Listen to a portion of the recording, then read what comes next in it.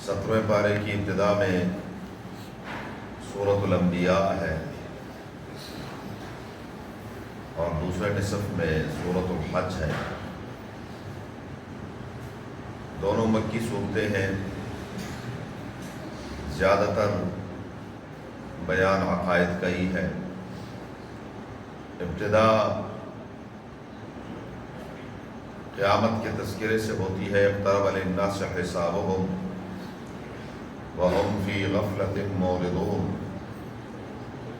لوگوں کے حساب کا وقت قریب آ پہنچا ہے، جبکہ لوگ اس سے غفلت میں پڑے ہوئے ہیں اور اعراض کر رہے ہیں۔ آیات الہیہ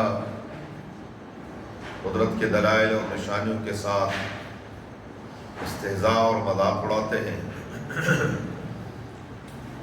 رب العالمین فرماتے ہیں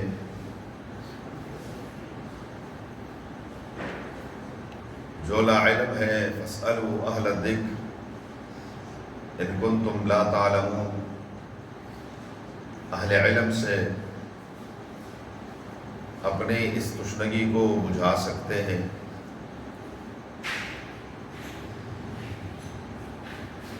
اللہ تعالیٰ کی وحدانیت کی سب سے بڑی دلیل یہ ہے کہ نظام کائنات چل رہا ہے۔ لو کان فیہما آلہۃ الا اللہ لفسدتا، اگر اس زمین اور آسمان اس کائنات کے اندر اللہ کے سوا کوئی اور معبود ہوتا یہ نظام کائنات بگڑ جاتا، اس میں بگاڑ پیدا ہوتا۔ یہ جو نظام کائنات چل رہا ہے، ہر کام وقت وقت پر ہو رہا ہے، یہ اسی کی دلیل ہے کہ اس نظام کو چلانے والا ایک ہی ہے۔ پروردگار عالم وحدہ لا شریک نے زمین کی تخلیق، زمین کے اندر کیا کیا نشانیاں پروردگار نے رکھی ہیں، اور پھر رب نے فرمایا نبلوکم بالشر والخیر فتنہ، دونوں طرح اللہ تعالیٰ آزماتا ہے۔ پروردگار عالم کبھی نعمتوں سے نواز کر دیکھتا ہے کہ میرا بندہ شکر ادا کرتا ہے کہ نہیں کرتا، اور پھر وہی نعمتیں چھین کر دیکھتا ہے کہ یہ صبر کرتا ہے یا نہیں کرتا۔ رب العالمین کبھی صحت دے کر آزماتے ہیں تو کبھی بیماری کے صورت میں آزمائش آتی ہے، ہیں دونوں صورتیں آزمائش کی۔ اللہ تعالیٰ ہم سب کو ان آزمائشوں میں پورا اترنے کی توفیق عطا فرمائے۔ اگر نعمتوں میں آپے سے باہر ہو جائے اور اپنے آپ کو کچھ سمجھنے لگے، اترانے لگے، تب بھی تباہی ہے۔ اور اگر کوئی تکلیف، پریشانی، آزمائش آئی ہے، کوئی مشکل ہے، اس میں یہ واویلا کرتا ہے۔ ایک بات ذہن میں رکھیے، بحیثیت ایک مسلمان کے ہمارا یہ ایمان اور عقیدہ ہے، جو بھی حالات ہیں اللہ تعالیٰ کے حکم سے آتے ہیں، اور جو بھی حالات دور ہوں گے تو اللہ ہی کے حکم سے دور ہوں گے۔ تو پھر آپس میں ایک دوسرے سے معاملہ کرنے کی ضرورت کیا ہے؟ شکایت انسان وہاں کرے جہاں سے وہ شکایت دور ہو سکتی ہے، اور جہاں سے شکایت دور نہیں ہو سکتی تو وہاں شکایت کرنے کا معنی کیا ہے؟ تو ہمارے اندر یہ ایک بہت بڑی خرابی ہے کہ ہم اللہ سے نہیں مانگتے، اللہ سے نہیں مانگتے۔ دعا جہاں عبادت ہے وہاں انسان کی ضرورت بھی ہے۔ دعا عبادت ہے، الدعاء مخ العبادہ، الدعاء هو العبادہ۔ یہ مختلف روایات ہیں، احادیث ہیں۔ دعا ہی عبادت ہے، اور دعا عبادت کا مغز ہے، خلاصہ ہے۔ کیوں؟ یہ دعا جب انسان تکلیف میں اللہ سے مانگتا ہے تو پروردگار بڑے خوش ہوتے ہیں۔ اللہ تعالیٰ اس بندے پر فخر کرتے ہیں کہ میرا بندہ مجھ سے مانگ رہا ہے۔ یہی بندگی ہے، اسی کا نام بندگی ہے، عبادت ہے۔ عبادت کا معنی ہی بندگی ہے۔ تو یہ جو بندگی ہے، عاجزی ہے، اور اگر اللہ نعمت دے دے تو اس پر بھی کیا کہتا ہے؟ یا اللہ تیرا شکر ہے، یا اللہ تیرا شکر ہے، یا اللہ تیرا شکر ہے۔ تو یہ ہر لمحہ، ہر آن، ہر وقت ہماری صورتحال یہی ہونی چاہیے کہ اللہ سے مانگتے رہنا چاہیے، اللہ تبارک و تعالیٰ کے سامنے عاجزی کرنی چاہیے۔ آگے اللہ تبارک و تعالیٰ نے مختلف انبیاء علیہ السلام کا تذکرہ کیا، سورت کا نام ہی سورت الانبیاء ہے۔ ابراہیم علیہ السلام کی ایک خاص انداز سے زندگی کا ایک اہم موڑ کا ذکر کیا ہے کہ جب ابراہیم علیہ السلام نے اپنے والد سے اور قوم سے پوچھا کہ یہ کیا ہے، تو انہوں نے کہا وجدنا، ہم نے اپنے آباء اور اجداد کو ایسے ہی کرتے ہوئے دیکھا ہے۔ اچھا، تاللہ لأکیدن اصنامکم بعد ان تولوا مدبرین، ان کی خبر میں لیتا ہوں، ان کے لیے میں تدبیر کرتا ہوں۔ اور پھر جو بت خانہ تھا، اس بت خانے کے تمام بتوں کو ٹکڑے ٹکڑے کر کے، اور جو سب سے بڑا گرو تھا ان کی نظر میں کہ ہمارا سب سے بڑا بت ہے، وہ کھلاڑی اسی کے کندھے پہ رکھ دی۔ جب واپس آئے اور انہوں نے دیکھا، انہوں نے کہا یہ کیا ہے؟ یہاں ذرا غور کرنا، ایک بات بڑی اہم ہے۔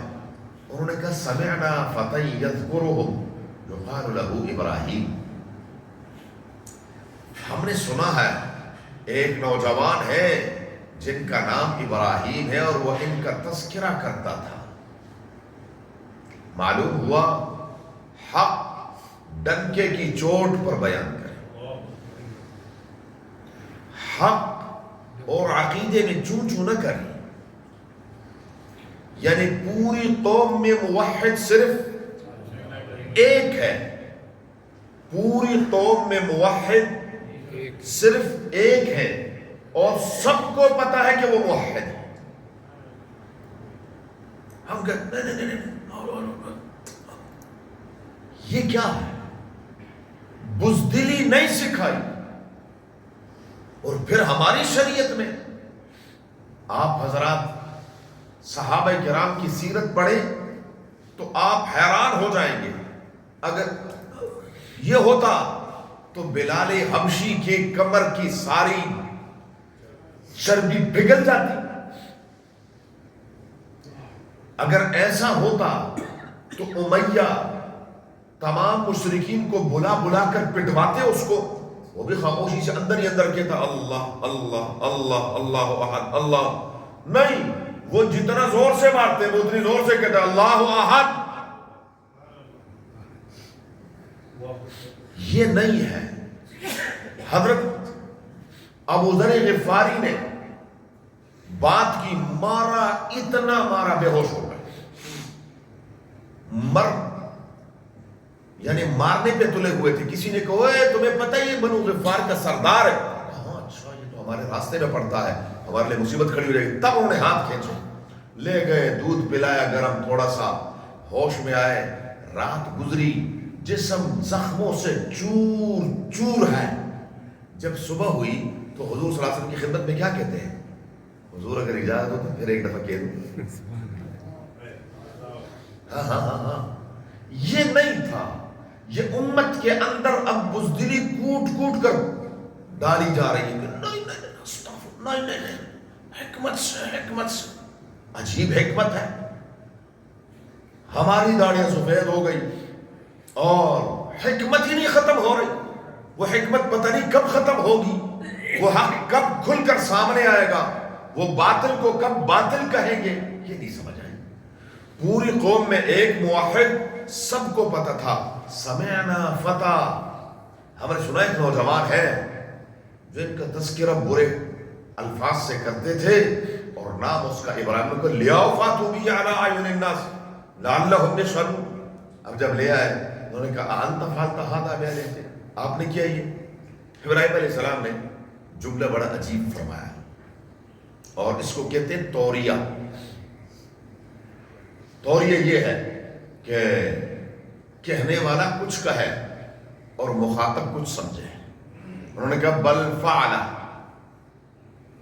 بل فعل کبیرہم ھذا فاسألوہم ان کانوا ینطقون، کیا جس نے کیا، اس کے چکر میں مت پڑو، بڑا گرو تو کھڑا ہے نا، اس سے پوچھو اس کس نے کیا،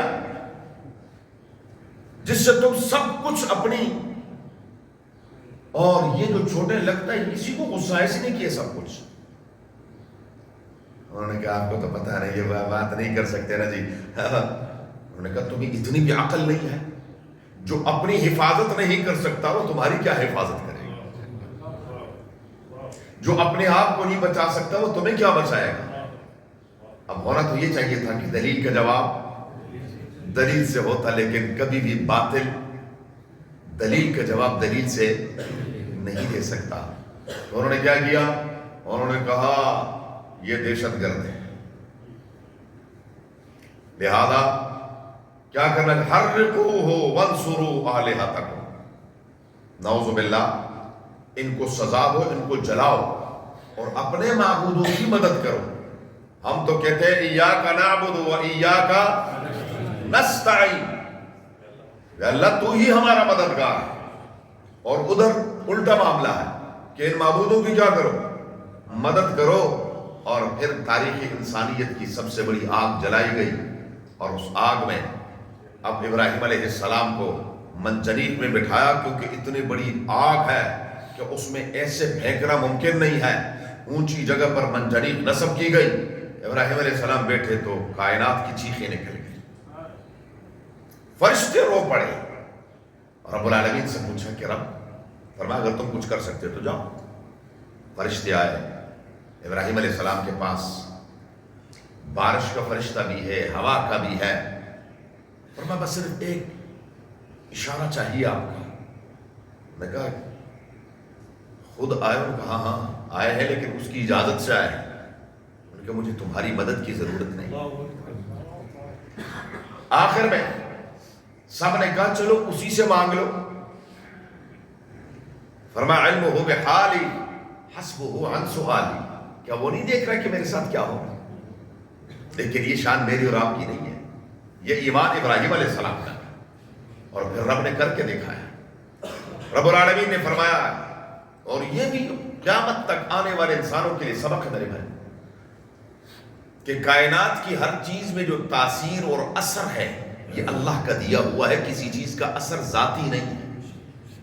مثال کے طور پر پانی ڈبوتا ہے، پانی کا کام کیا ہے، لیکن کب ڈبوئے گا؟ جب اللہ کا حکم ہوگا۔ آگ کا کام کیا ہے، جلانا ہے، لیکن کب؟ جب اللہ کا حکم ہوگا۔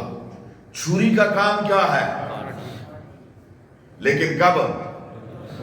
ہاں، ہمارا ایمان ہے، میزائل کا کام ہے تباہی، لیکن کب ہے؟ جب اللہ کا ایٹم بم کا کام ہے تباہی، لیکن کب ہے؟ جب اللہ کا حکم ہوگا۔ یہ ہمارا ایمان ہے۔ اس ایمان کو مضبوط کرنے کے لیے رب نے فرمایا یا نار کونی بردا، آگ ساری زندگی تو نے جلایا ہے لیکن آگ ٹھنڈی ہو جائے، اور اتنی ٹھنڈی بھی نہ ہونا کہ میرے ابراہیم کو تکلیف ہو جائے۔ وَسَلَامًا عَلَىٰ ابراہیم، سلامتی والی ہو جا۔ اور کسی نے پوچھا تھا کہ خلیل اللہ زندگی کے بہترین ایام، فرمایا وہی تھے جب الہو کے اندر تھا، دنیا سمجھ رہی تھی کہ ابراہیم جل رہا ہے، اور میں اللہ کی نعمتوں میں تھا۔ رب العالمین وحدہ لا شریک نے بچا کر دکھایا کہ جب میں بچاتا ہوں تو کوئی کسی کا بال بھی نہیں کر سکتا۔ وحدہ لا شریک نے داؤد اور سلیمان علیہ السلام کا تذکرہ کیا۔ وَأَيُّوبَ إِذْ نَادَىٰ رَبَّهُ، ایوب علیہ السلام پر بہت بڑی آزمائش آئی، تفسیر کا یہ موقع نہیں ہوتا۔ اللہ نے ہر نعمت سے نوازا تھا، اور یہ بڑے شکر گزار بندے تھے، بس مختصر عرض کر رہا ہوں۔ تو شیطان نے ایک دن کہا رب العالمین اگر ایوب شکر نہیں کریں گے تو کون کرے گا؟ کمی کس چیز کی ہے؟ انہوں نے شکر ہی کرنا ہے، پتہ تو تب چلے جب ان کے پاس کچھ نہ ہو۔ اللہ اکبر، آزمائش آ گئی، اولاد فوت ہو گئی، مال متاع لوگوں نے قبضے کر لیے، ساری جائیدادوں پر قبضے ہو گئے، غلام سب بھاگ گئے، صرف ایک بیوی رہ گئی اور جسمانی طور پر شدید لاغر اور بیمار ہو گئے. یہاں اسرائیلیات میں بڑے خرافات لکھے ہوئے ہیں کہ نعوذ باللہ کیڑے اور یہ وہ. نبی کی شان ایسی نہیں ہے. یہ الفاظ نبی کی ذات کے بارے میں کہنا یہ غلط بات ہے. یہ کیڑا گرتا تھا اٹھا کے پھر رکھ، یہ ساری اسرائیلیات ہیں، یہ بکواسات ہیں نبی کی. لیکن انتہائی کمزور اور بیمار ہیں. بیوی بڑی وفادار تھی. اللہ سب کو ایسی بیویاں نصیب فرمائے، آمین کہیں. چڑھتے سورج کے سب کو جاری ہوتے ہیں. کمال تو یہ ہے کہ جب انسان کے پاس کچھ نہ ہو اور وہ آپ کا ساتھ دے، آپ کے ساتھ وفا کرے. یہ وفادار بیوی تھی. اور ایک دن خبیث شیطان سامنے آیا اور اس نے کہا کہ بس آپ ایک لفظ کہنا، میں ایک دوائی دیتا ہوں، آپ کا خاوند ٹھیک ہو جائے گا، لیکن آپ نے کہنا ہے کہ حارث نے ٹھیک کیا ہے. بس یہ لفظ تھا. جب گھر آئے تو بیوی اپنی ساری کارگزاری کہ آج مجھے ایک حکیم ملا اور اس نے یہ الفاظ کہے ہیں، تو میں نے کہا چلو ٹھیک ہے. بس جب یہ الفاظ سنے تو نبی تھے تو دل بھر آیا. اب تک خاموشی سے برداشت کر رہے تھے کہ الحمدللہ الحمدللہ، یا اللہ اس حال میں بھی تیرا شکر ہے، یا اللہ اس حال میں بھی تیرا شکر ہے. تو اس نے جب یہ الفاظ کہے اور ایوب علیہ السلام کے کانوں سے یہ الفاظ ٹکرائے تو انہوں نے کہا انی مسنی الضر وانت ارحم الراحمین. اور سورہ سعد میں ہے کہ اب تو شیطان میرے عقیدے تک پہنچ چکا ہے. تو جب یہ دل سے رو کر یہ دعا مانگی، رب فرماتے فاستجبنا له فکشفنا ما به من ضر وآتیناہ اہلہ ومثلہ معہ. رب العالمین نے ان کی وہ تکلیف بھی دور کر دی. اور غصہ اتنا آیا تھا، بات پوری کر دوں سورہ سعد کی بھی، کہ بیوی کو کہا اگر میں ٹھیک ہو گیا نا تو میں آپ کو 100 کوڑے لگاؤں گا. آپ نے شیطان بھی تو شیطان تھا بابا. اب رب العالمین نے فرمایا ارکض برجلک ھذا مغتسل بارد وشراب. ایوب ذرا پاؤں ماری ہے. جب پاؤں مارا نیچے سے پانی نکلا ہے، فرمایا اس سے نہا لے اور پی لے، بس اب ٹھیک ہو جائے. اللہ جب ٹھیک کرنے پہ آتا ہے گھر کے پانی سے ٹھیک کر دیتا ہے. اور جب ٹھیک نہ ہو دنیا جہان کے تمام دوائیں استعمال کر لیں، کچھ بھی نہیں ہوتا. اب جب ٹھیک ہو گئے، قسم کھائی تھی. رب العالمین نے فرمایا یہ آپ کی وفادار بیوی ہے، اس کو 100 کوڑے مارنا، سزا دینا یہ مناسب نہیں ہے، جائز حیلہ جائز ہے. فرمایا آپ یوں کرے بخود بیدک ضغثا فاضرب به ولا تحنث. ایک گٹھا لے لے تنکوں کا، 100 تنکے ہوں، اکٹھے ہی اس کو ایک دفعہ مار دیں تاکہ قسم بھی پوری ہو جائے، اس کو تکلیف بھی نہ ہو. رب العالمین پھر ایسا اپنے نیک بندوں کے راستہ بھی نکالتے ہیں. رب العالمین نے یہاں پر ایک اور دعا کا ذکر کیا ہے کہ حضرت ذنون یونس علیہ السلام نے ان 3 اندھیروں کے اندر دعا کی. اور آج یہ ایک نسخہ لے لیں.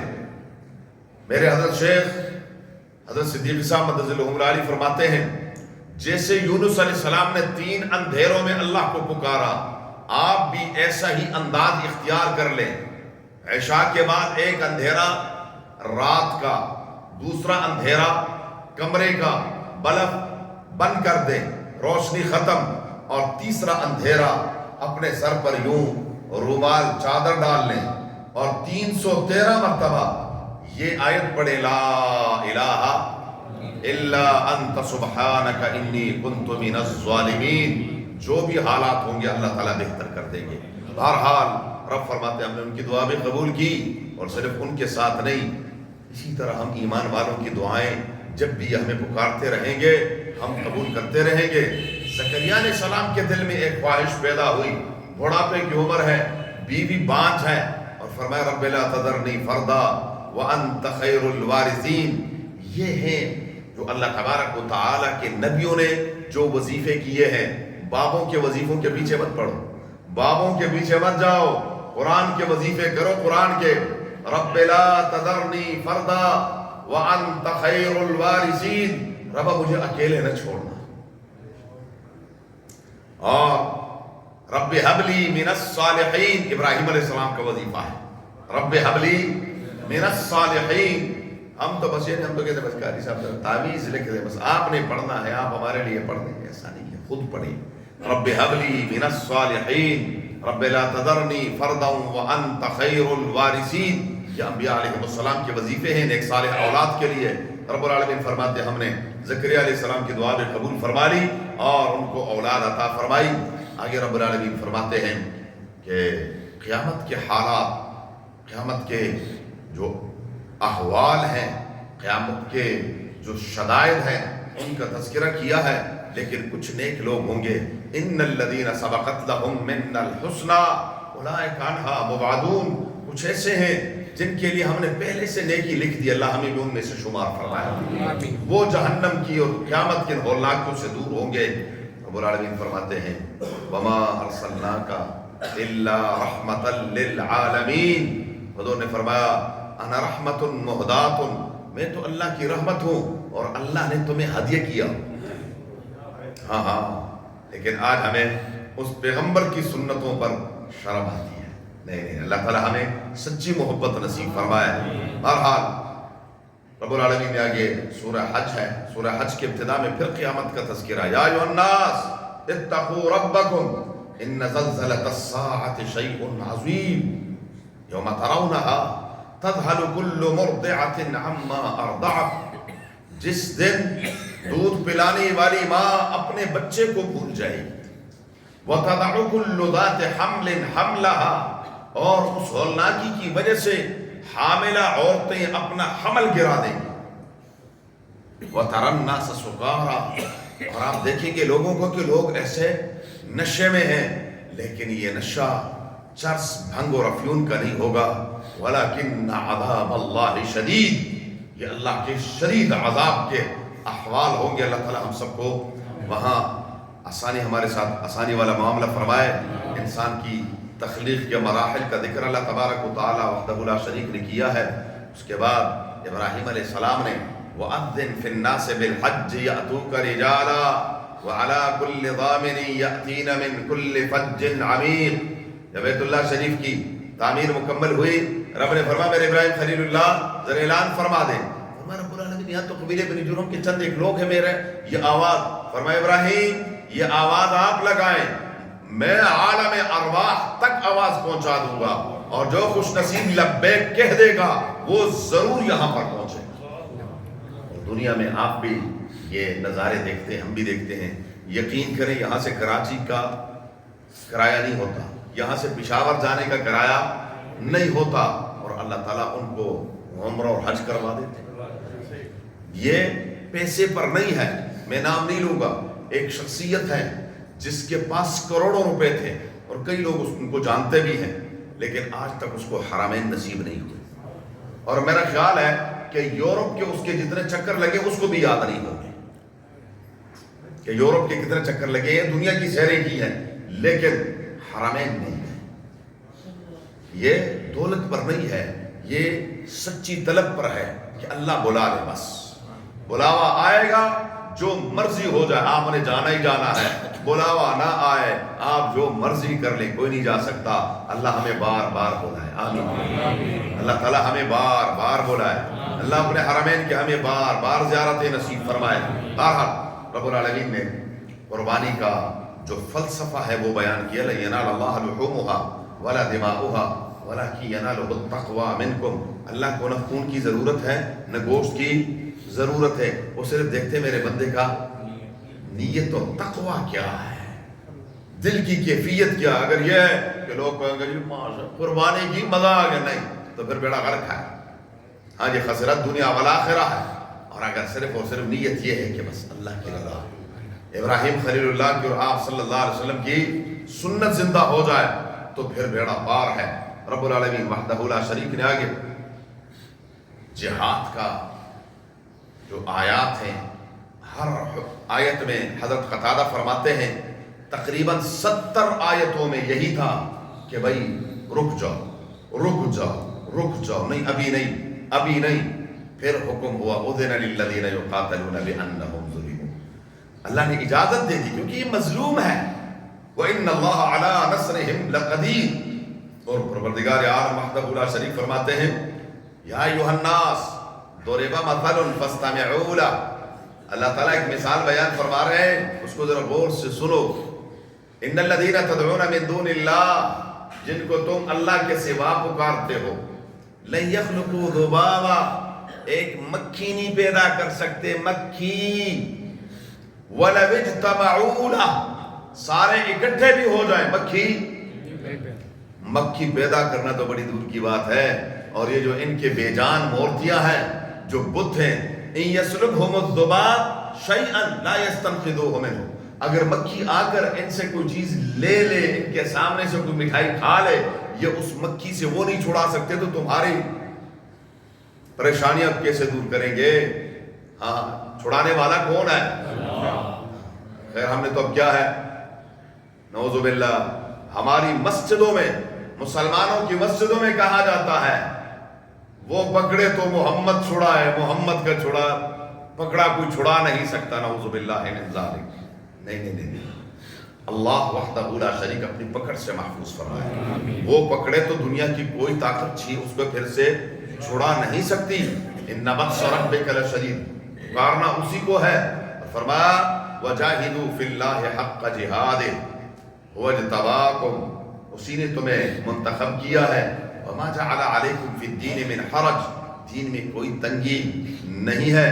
ملت ابیکم ابراہیم، یہ تو تمہارے جد امجد ابراہیم علیہ السلام کی ملت اور دین ہے۔ وسماکم المسلمین، اور اسی نے تمہارا نام کیا رکھا ہے؟ مسلمان۔ اور کچھ لوگ ہیں وہ اپنے آپ کو کہتے ہیں کہ ہم مسلم نہیں ہیں، وہ خود اپنے آپ کو کہتے ہیں، ہم نہیں کہتے، وہ کہتے ہیں کہ ہم مسلمان نہیں ہیں، ہمیں مسلم مت کہو۔ تو جب وہ مسلم نہیں ہے تو ہم بھی کہتے ہیں تو مسلم نہیں ہو۔ رب العالمین فرماتے ہیں اقیموا الصلاۃ وآتوا الزکاۃ، نماز قائم کرتے رہو، زکوٰۃ دیتے رہو، اور واعتصموا باللہ، مضبوطی کے ساتھ اللہ کے دین کو تھامے رکھو۔ ہوا مولاکم، تمہارا کارساز کون ہے؟ مولا کون ہے؟ آقا کون ہے؟ ہوا مولاکم فنعم المولا ونعم النصیر، کیا ہی بہترین مولا ہے اور کیا کہنا ہے اس کی مدد کا۔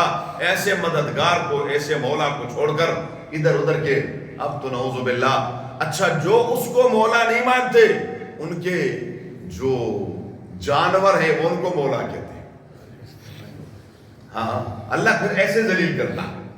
اللہ جب ذلیل کرنے پہ آتا ہے تو پھر کوئی گھوڑے کو مولا بنا لیتا ہے، کوئی خچر کو بنا لیتا ہے، کوئی گدھے کو بنا لیتا ہے، کوئی کھوتا شاہ بن جاتا ہے، کوئی گھوڑے شاہ بن جاتا ہے۔ اللہ تعالیٰ ہمیں اس سے محفوظ فرمائے۔ اللہ صلی اللہ علیہ وسلم صلی اللہ علیہ وسلم اللہم بارک علی محمد وعلی آل محمد کما بارکت علی ابراہیم وعلی آل ابراہیم اللہم ارحمنا بالقرآن العظیم، اللہم ارحمنا بالقرآن العظیم، اللہم ارحمنا بالقرآن العظیم واجعلہ لنا اماما ونورا وہدی ورحمة یا رب العالمین۔ اللہم ذکرنا منہ ما نسینا وعلمنا منہ ما جہلنا وارزقنا تلاوته آناء الليل واطراف النهار واجعله لنا حجة یا رب العالمین۔ اللهم نور قلوبنا بالقرآن وزين اخلاقنا بالقرآن ونجنا من النار بالقرآن وادخلنا الجنة بالقرآن۔ الہ العالمین یا ارحم الراحمین یا اکرم الاکرمین، مبارک گھڑیاں ہیں پروردگار، اپنی کلام کی برکت سے، مبارک گھڑیوں کی برکت سے اللہ ہماری بخشش فرما، اللہ ہماری بخشش فرما۔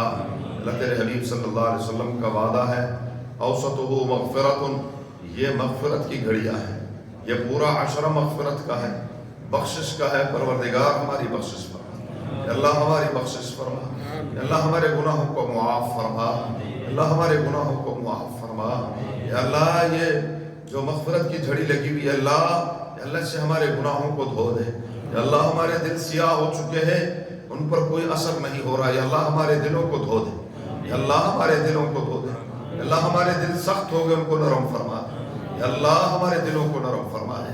یا اللہ اپنی ذات کے سامنے آنسو بہانا نصیب فرما دے، یا اللہ اپنی ذات کے خاص، یا اللہ اخلاص کے ساتھ، یا اللہ اپنے سامنے رونا نصیب فرما دے، یا اللہ اپنے سامنے رونا نصیب فرما دے، یا اللہ اپنے سامنے رونا نصیب فرما دے، یا اللہ ہمیں معاف فرما دے، پروردگار ہمیں معاف فرما دے، اللہ پوری امت کو معاف فرما دے، پوری امت کی رنجشوں سے یا اللہ درگزر فرما دے۔ یا اللہ بڑے بڑے گناہ کر رہے ہیں، قدم قدم پر ہم سے گناہ سرزد ہو رہے ہیں، یا اللہ یہ مبارک گھڑیاں ہیں، ہمیں کچھ پتہ نہیں چل رہا، ہمارے اندر کوئی تبدیلی نہیں آ رہی، کوئی انقلاب نہیں آ رہا۔ یا اللہ ہمیں اپنے آپ کو بدلنے کی توفیق عطا فرما دے، یا اللہ اپنے آپ کو بدلنے کی توفیق عطا فرما دے. اللہ ہمیں محسوس ہو کہ اللہ آج یہ مبارک گھڑیاں ہیں، رمضان کی گھڑیاں ہیں، ہمیں تبدیلی محسوس فرما دے. یا اللہ نیکی کی طرف رغبت نصیب فرما دے، گناہوں سے نفرت نصیب فرما دے، برائیوں سے نفرت نصیب فرما دے.